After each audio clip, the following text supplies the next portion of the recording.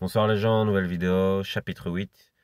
Comme vous avez pu le remarquer, j'ai fait un prélude à ce chapitre où on voit la vidéo de Crazy, The Switch Machine. D'ailleurs, chapeau à lui pour avoir réalisé ça parce qu'il faut beaucoup de patience et d'investissement. Et j'ai aussi mis la musique d'Artigan Serber et je vous explique ça tout de suite. J'ai mis cette musique pourquoi? Parce que il l'a présenté lui-même comme étant la musique du côté obscur. Et effectivement, c'est ça que je voulais représenter dans cette vidéo, c'est-à-dire allier la réaction en chaîne et le côté obscur. Et ça, je vais l'expliquer dans cette vidéo aussi. Donc, dans cette vidéo aussi, je vais parler de Minority Report, je vais parler de la spéculation boursière et je vais parler de la psychopathie. Et donc, ça aura un lien avec les chapitres précédents. Le chapitre 7, c'était le tireur d'élite. Et vous allez comprendre tout ça. Alors, je commence par Minority Report pour amorcer la spéculation. Minority Report, c'est un film avec Tom Cruise où en fait, il y a des êtres qui sont capables de prévoir à l'avance ce qui va se passer grâce à une imagerie cérébrale qui est projetée sur un écran. Et Tom Cruise, il fait partie de la police. Et en fait, ils arrêtent les gens avant que les crimes ne soient commis. Donc, on spécule sur le fait qu'ils vont commettre des crimes dans un temps court entre la spéculation et le fait que le crime va être commis pour ne pas tomber justement dans le fait d'avoir raison trop tôt, c'est l'expression. Et effectivement, ce film est une leçon sur ça parce que la fille qui a ces imageries cérébrales, à un moment donné, elle va être avec Tom Cruise dans le film et elle va lui dire qu'il a le choix en fait. Parce que les apparences de ce qui va se passer parfois nous trompent et c'est pas du tout ce qui allait se passer et on pêche par volonté de contrôle et d'anticipation et finalement, ça se passe pas comme on l'avait cru, et on rate une occasion d'avoir un avenir différent en l'avortant. En fait, c'est le principe de l'avortement. Quand vous avortez un enfant, vous ratez l'occasion de voir ce qui va devenir, comment il va grandir, etc. Vous l'annulez maintenant. Donc, c'est ça qu'on voit dans le film avec l'excès de spéculation, et ça, c'est lié à la volonté de contrôle, en fait. Alors, on va passer à la spéculation boursière. Et c'est là où il va y avoir un lien avec la psychopathie, c'est parce que dans la vidéo que j'ai faite, mais qui n'est pas dans les chapitres où j'ai parlé de la différence entre les narcissiques et les psychopathes, j'ai dit que la volonté ultime des psychopathes, c'est le contrôle, et donc ça va rejoindre la spéculation. Dans la spéculation boursière, ce qui se passe, c'est que la plupart des gens ne le savent pas, mais ils sont comme des jetons de casino. C'est-à-dire qu'on les parie, on parie eux et leur vie. C'est-à-dire on parie leur trajectoire de vie comme s'ils étaient des particules. C'est comme si un scientifique observait des particules et qu'il essayait de modifier leurs interactions pour que ça donne ce qu'il a envie de créer. Si un scientifique veut créer un être, il va modifier l'interaction des particules pour que ça forme l'être qu'il veut créer. Donc en fait, les capitalistes, ils essayent de créer une société selon leur volonté, en modifiant les interactions comme eux le souhaitent au travers de la spéculation boursière. Et on voit ça avec BlackRock, parce qu'ils ont inventé une machine qu'ils ont appelée Aladdin, et ça a un lien avec le conte de fées, clairement. Pourquoi? Parce qu'Aladin, quand il frotte la lampe, il a le génie. Et il a accès au génie, en fait. Et cette machine donne accès au génie parce qu'en fait, les génies comme Einstein, tout ça, qu'est-ce qu'ils avaient de plus que les autres? C'était leur esprit de spéculateur, oui, très développé. Ils savaient voir l'avenir, ils savaient voir les interactions et tout ça. Donc, c'est ça qui est intéressant là-dedans. Et d'ailleurs, dans le conte de fées d'Aladin, petite parenthèse, euh, Aladin, c'est lui qui a le génie. Le génie, il n'existe pas, en fait. Aladin étant pauvre et il arrive à se faire passer pour un prince aux yeux de Jasmine grâce à son génie. C'est ça le résumé de l'histoire d'Aladin. En fait, le génie n'existe pas. C'est un peu comme dans le film. Oh mince, je sais plus le titre. C'est un film où il est tout seul sur l'eau. Je ne sais pas, peut-être que vous allez me le donner parce que ça revient pas comme ça. Mais et il est avec un tigre. Et comment dire, il a l'interaction avec le tigre tout le long du film parce qu'ils sont tout seuls. Il est perdu sur l'eau. Et en fait, c'est une métaphore parce que le tigre, c'est lui-même en fait. C'est une partie de lui-même. C'est la partie animale de lui-même avec qui il a dû composer pour survivre. Et quand il retrouve la terre, bah, le tigre s'en va en fait. Et ça, c'est la métaphore, c'est-à-dire que son côté de survie animale s'en va et il est nostalgique de sa présence, parce qu'au début, il essaye de le dompter, et il a du mal, et puis petit à petit, il y arrive. Et voilà, mais ça, c'est la métaphore, vous voyez, donc les contes, c'est toujours métaphorique. Bref, je reviens à ce que je disais sur la spéculation. Donc, la machine s'appelle Aladdin. Pourquoi? Parce que c'est des algorithmes qui permettent de spéculer sur les interactions boursières. Et d'ailleurs, ils expliquent une anecdote sur ça, c'est que il y avait un endroit où les contrats immobiliers étaient cassés régulièrement, et donc ça empêchait les actionnaires de se faire du bénéfice à cause des contrats cassés. Et donc la machine a réussi à comprendre que c'est parce que il y avait un point commun entre tous les contrats cassés, c'était que ces personnes-là travaillaient dans la même entreprise et que cette entreprise-là leur demandait de déménager souvent. Et donc, quand ils ont compris ça, ben, les actionnaires n'ont plus voulu signer de contrat avec les gens qui venaient de cette société. Donc ils pouvaient anticiper le fait que les contrats allaient être cassés, donc ça leur permettait d'économiser. Donc voilà, vous voyez, dans la spéculation, c'est ça le principal. Alors, les capitalistes, ils font aller le monde dans deux directions paradoxales. C'est-à-dire que des capitalistes veulent caricaturer l'humain. Pourquoi? Parce que, comme je l'ai dit dans ma vidéo Psychopathe et narcissique, enfin la différence entre les deux, c'est que quand vous mettez un être humain à l'état de bourgeon, il est plus facile à anticiper dans ses comportements. Parce que il est moins, il a moins de libre arbitre, tout simplement. Et donc, vous pouvez l'enfermer dans une case, et donc vous savez quelle trajectoire il va avoir, et vous pouvez contrôler ça. Et ça, c'est fait par les idéologies. Et c'est pour ça que j'avais reparlé de ma rose des vents pour cette vidéo aussi, parce que les gens sont dans la rose des vents. Il y a des anarcho-communistes, des anarcho-capitalistes, ou des anarcho-socialistes, parce que le socialisme c'est au juste milieu, entre le capitalisme et le communisme, l'anarchisme et le fascisme. Et puis vous avez des capitalo-fascistes, des communistes-fascistes ou des socialo-fascistes. Voilà. Donc vous avez cette rose des vents-là. Et les gens se casent dans des idéologies. Mais quand vous savez ça, et ça on le voit dans le film Jason Bourne, il est là dans le café et il dit comment ça se fait que je sais que la femme là porte un foulard parce que ceci, qu'elle aime telle couleur, parce que cela. Et donc, il connaît, il a tellement d'informations sur les gens qu'il sait spéculer sur les mouvements et de ça. Donc, dans les arts martiaux, ça, dans l'art de la guerre, c'est très important. Dans l'art de la guerre, on dit connaître son ennemi mieux qu'il ne se connaît lui-même, se connaître mieux que son ennemi, enfin, me connaître mieux que mon ennemi ne me connaît. Voilà, pour que ce soit un peu français. Mais, et donc, dans les arts martiaux, il y a ça. C'est-à-dire que si je sais anticiper un coup, je sais le parer. Et si je sais mettre un coup que l'autre ne va pas anticiper parce que je le connais, que je sais qu'il va pas anticiper le coup que je vais lui mettre, ben il va pas savoir le parer. Donc vous voyez, c'est comme ça dans l'art de la guerre. Et les capitalistes, ils utilisent ça. Et donc, ça a à voir avec l'esprit spéculatif et ça a à voir avec la réaction en chaîne. C'est ça que je vous ai montré. La réaction en chaîne, on y vient, c'est connaître, et c'est encore plus compliqué aux échecs. Et c'est ça la différence qu'il y a entre les échecs et les dames. Donc je fais encore une petite parenthèse.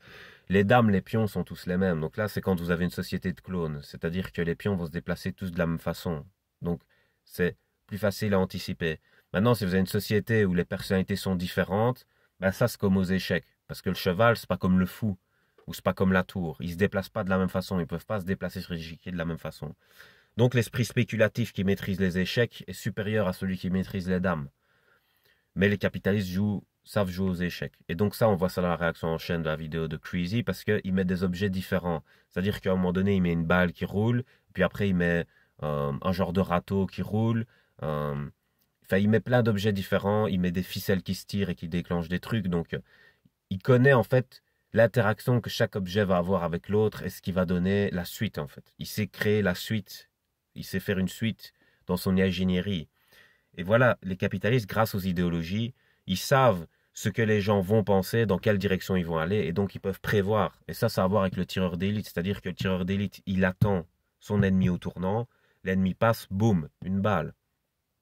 Et quand vous savez spéculer sur le comportement d'une personne, vous pouvez l'attendre au tournant. C'est ça le truc.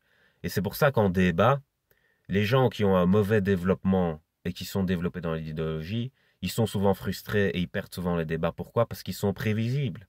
Ils arrivent avec leur idéologie préconçue et ils sont dans la trajectoire de leur idéologie, donc on sait prévoir ce qu'ils vont penser sur tel ou tel sujet à l'avance. Et donc c'est pas très dur de de pouvoir anticiper avec un mécanisme de défense ce qu'ils vont dire et donc de les balayer de revers sans forcer en fait. Et, pour les plus mal en point d'entre eux, ils développent le narcissisme malheureusement. Et le narcissisme, c'est vraiment un mécanisme de défense qui dit, genre, voilà, dans les arts martiaux, bah, tu te fais démolir complètement, on va dire ça comme ça. Et la personne qui a été démolie, elle se fait un film dans sa tête comme quoi elle a gagné, quoi, alors qu'elle est démolie. Ben voilà, ça c'est vraiment la victoire du désespoir, quoi. Ben, c'est un peu ça. Donc c'est ce qui se passe avec les idéologies, c'est ils sont dans la victoire du désespoir.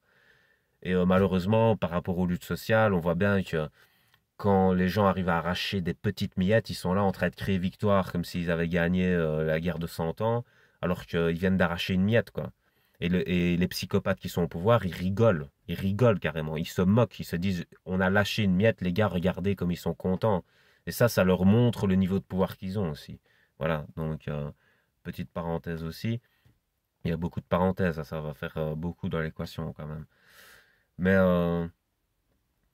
donc, j'ai parlé de Minority Report. Je fais un récapitulatif. Donc, ça, c'est la spéculation. J'ai parlé de la machine Aladdin. J'ai parlé de la réaction en chaîne.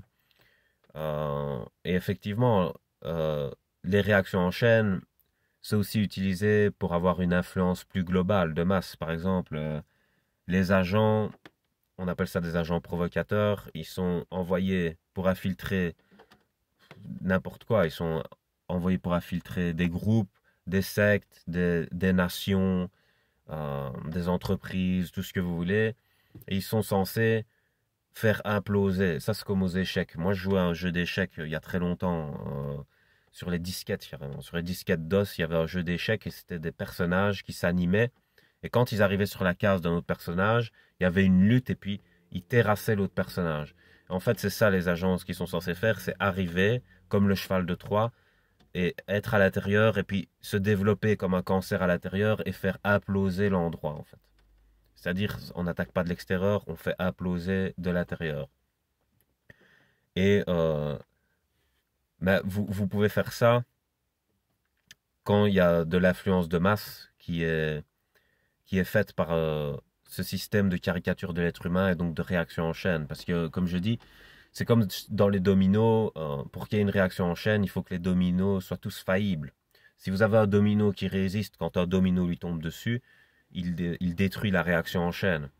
Et ça énerve les capitalistes parce que quand ils veulent faire exprès de provoquer une réaction en chaîne pour provoquer un phénomène qu'ils vont vouloir contrôler par après, bah, ça les énerve parce que ça détruit un peu leur plan, quoi.